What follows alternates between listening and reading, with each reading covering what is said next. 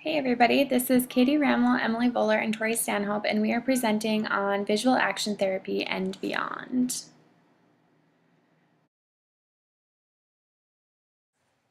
So now you might be wondering, what is visual action therapy? Visual action therapy is defined as a hierarchically organized, nonverbal program designed to train people with severely restricted spoken and written expression in both limb and oral ideomotor apraxia to produce symbolic gestures for the purpose of communication. The visual action therapy purpose is intended to reduce apraxia, increase ability to communicate nonverbally and through gestures by training and generalizing those skills into everyday life activities.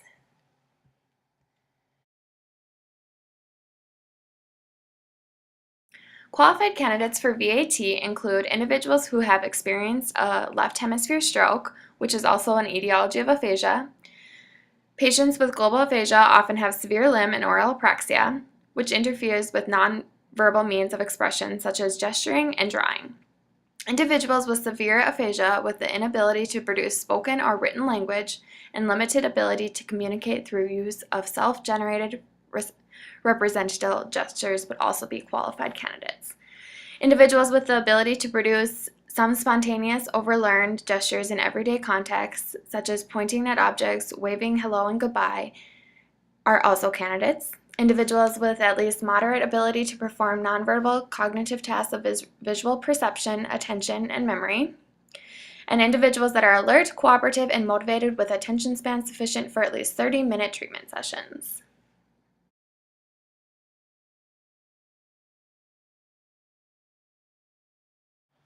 As for background and rationale of visual action therapy, the traditional language-based approach was used for treatment of global aphasia have shown to be largely ineffective.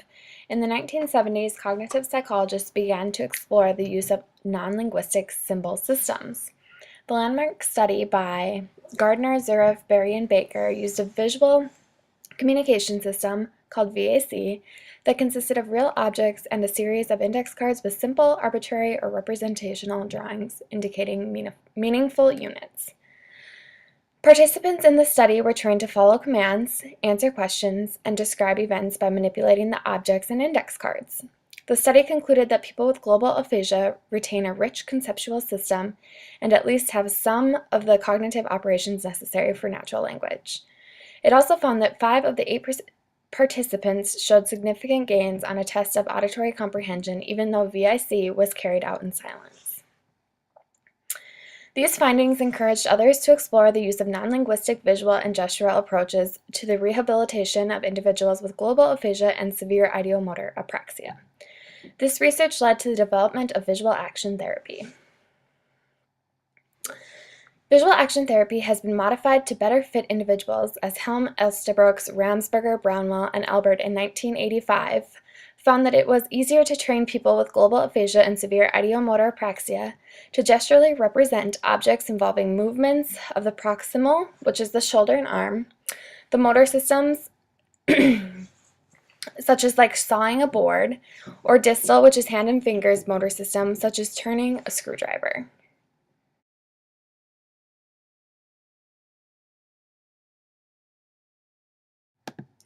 Once again, VAT is a nonverbal program designed to train individuals with severe aphasia and ideomotor apraxia to produce representational gestures for purposes of functional communications.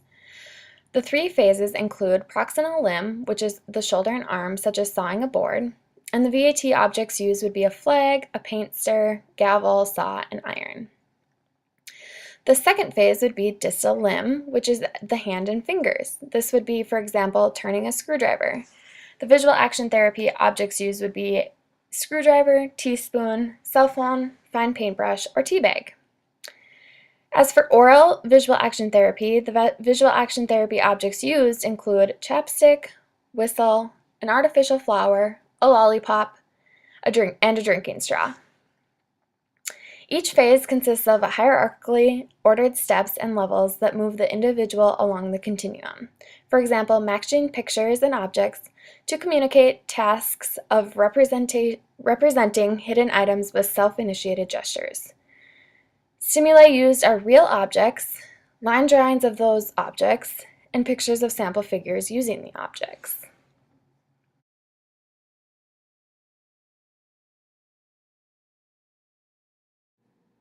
There are a few items that are needed for visual action therapy programs. First, 15 each of real objects is needed, shaded line drawings of these objects, and action pictures of simple figures using the objects.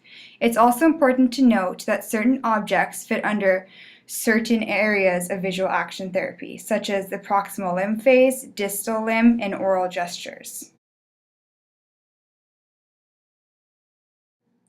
Each of the 3 phases of visual action therapy has 3 levels. Level 1 employs real objects as well as pictures of objects and the action pictures. In Level 1, all 12 steps are described and must be completed at this level. Level 2 employs no real objects. Instead, the action pictures are submitted for the objects. And Level 3 employs only the object pictures.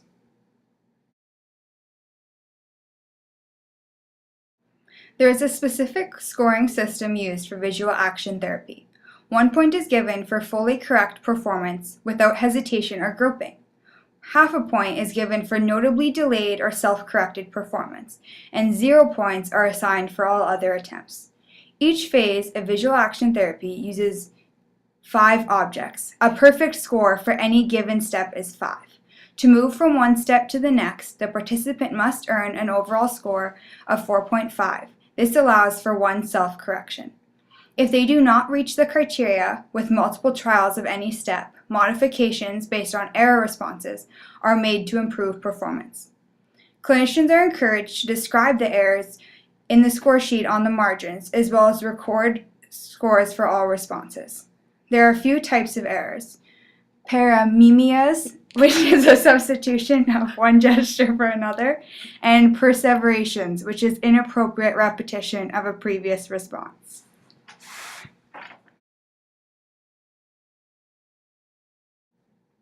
This is an example of what the scoring sheets for visual action therapy looks like.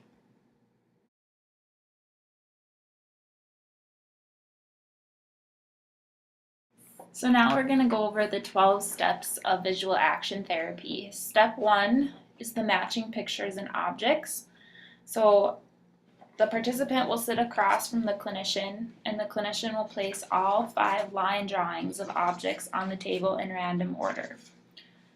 The clinician will hand each object to the person and indicate silently that he or she is to lay the object on its pictorial representations. So it's important to remember that the objects are not removed as they are placed on the pictures. Step 2 is the picture object matching step. The clinician will arrange the objects in random order on the table and hand pictures to the participant in random order. The participant will lay the pictures on the objects they represent, and once again, pictures are not removed as they are laid down. Step 3 is the picture object matching, and that deals with pointing to the objects. So the clinician will collect the pictures and rearrange the objects, and the clinician will hold up those pictures one at a time and non-verbally indicate that the person is to point to the object represented by each picture. Step 4 is the picture object matching, which deals with pointing to pictures rather than objects this time. So the clinician will arrange the cards in front of the participant and hold objects one by one, and the participant will indicate or point to the object associated with each picture. Step 5 is object use training. The goal of this step is to ensure that the participant has necessary praxis skills for appropriate manipulation of the real objects. So to demonstrate, the person will pick up and position the item and carry out its associated action.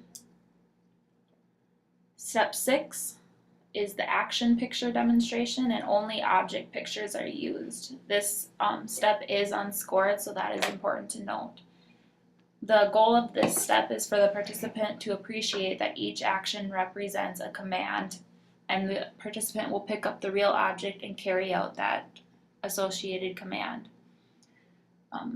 The clinician will randomly choose an object and the action picture of the figure manipulating the object.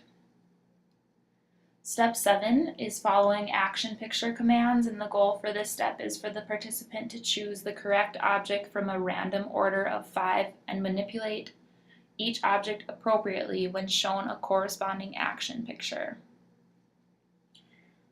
Steps 8, 9, and 10 we're going to do a demonstration of, but I'll just give you a brief overview of each of them right now. Step 8 is the pantomime gesture demonstration, and this is not scored. The goal of this step is to demonstrate that the clinician demonstrates to the participant that the pantomime gestures can stand for or represent objects. So objects will be placed on the table and the clinician will demonstrate the gesture that goes with it. Step 9 is the pantomime gesture recognition. The participant will show that he or she associates the pantomime gestures with objects that they represent. Step 10 is the pantomime gesture production, and the goal of this step is to train the participant to produce appropriate representational gestures for each of the 5 objects. Step 11 is called the representation of hidden objects demonstration, and the goal for that step is for the participant to understand that gestures stand for hidden objects. For example, a gestural message can convey a concept that is not seen. And lastly, step 12 is the production of gestures for hidden objects, and the goal for this step is for the participant to gesturally represent hidden objects.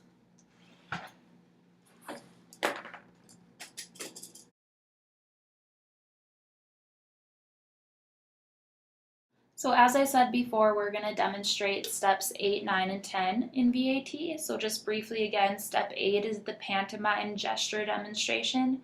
It is important to remember that this step is not scored. It is only used for teaching purposes. So the clinician is going to point to each object in front of the participant and perform the gesture for each of those objects. The participant is to link those gestures to the objects.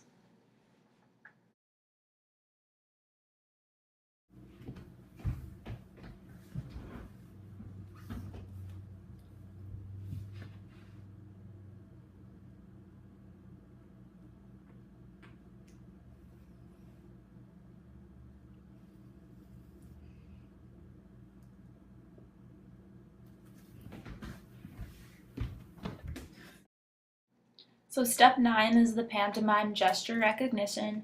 So the clinician is going to produce a gesture and the client is to determine which object matches with that gesture. This isn't a teaching method, so after the client scores at least 4.5 points, they continue on to step 10.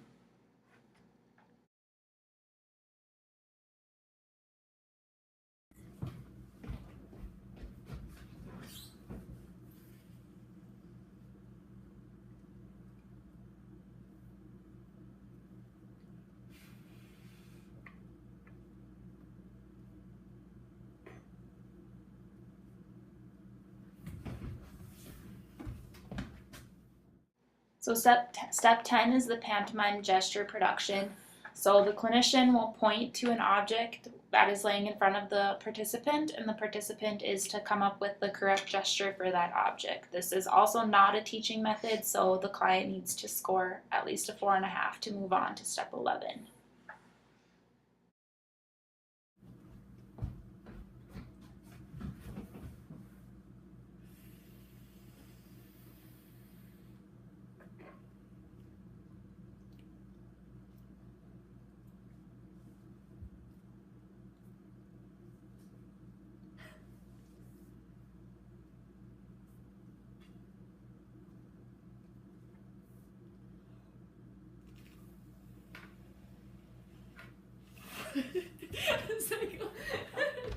You're waiting for me to put it on. So after visual action therapy has been completed, the participants are usually ready to start expanding their gestural repertoire using picture stimuli. And that's often done using the American Indian Sign Language or the hand talk program, and they kind of start out by using 30 gestures and then move on. After the 30 gestures have been introduced, the PACE program is introduced, and that's promoting aphasics communicative effectiveness, and that helps with combining 2-word combinations. There's 2 principles to the PACE approach, and each member of the conversation takes turns as both senders and receivers, and the second principle is that new messages are exchanged. The final stage is bringing the family members into the sessions and incorporating what the individual has learned to more functional conversations. As for questions for the class, some of the things we came up with would be to answer who would VAT visual action therapy not be appropriate for, and choose one step of the visual action therapy process and please specify what step and give an example of that step. And here is our reference page. Thanks for watching our presentation.